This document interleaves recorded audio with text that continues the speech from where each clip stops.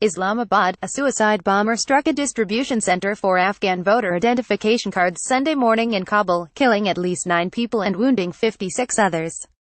Interior Ministry spokesman Najib Danish, while confirming the casualty toll, told VOA that people were waiting in the queue outside the center to get their Tazkira, or identification card, so they could vote in the upcoming election when the bomber detonated explosives strapped to his body. Hospital sources have described condition of at least 10 of the wounded as highly critical. Afghan Chief Executive Abdullah has condemned the terrorist attack on the center set up in a Kabul school. "I stand with those affected by this coward attack. Our resolve for fair and transparent election will continue and terrorists won't win against the will of the Afghan people," Abdullah wrote on his official Twitter account.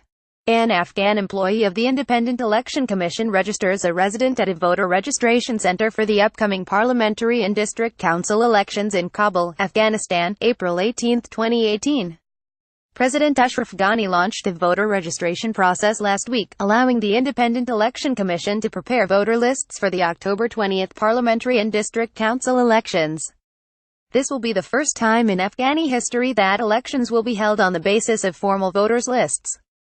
The attack occurred a day after a presidential spokesman in a statement released to media said that Ghani spoke to top army commanders by phone and instructed them to pay close attention to ensuring security of the voters' registration centers. Sunday's blast took place in Dash-e-Barchi, an area of western Kabul inhabited by many members of the mainly Shiite Hazara minority, which has been repeatedly hit by attacks claimed by Islamic State.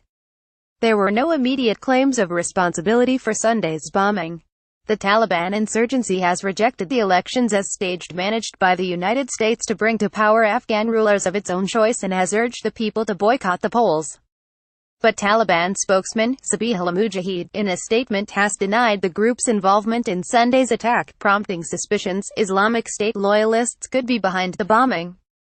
The Afghan branch has in recent months carried out repeated deadly attacks on civilians in Kabul and elsewhere in the country. The latest Afghan civilian casualties come as the United Nations in its recent report said that conflict-related violence has claimed lives of about 2,260 civilians in Afghanistan in the first 3 months of 2018, including more than 700 deaths.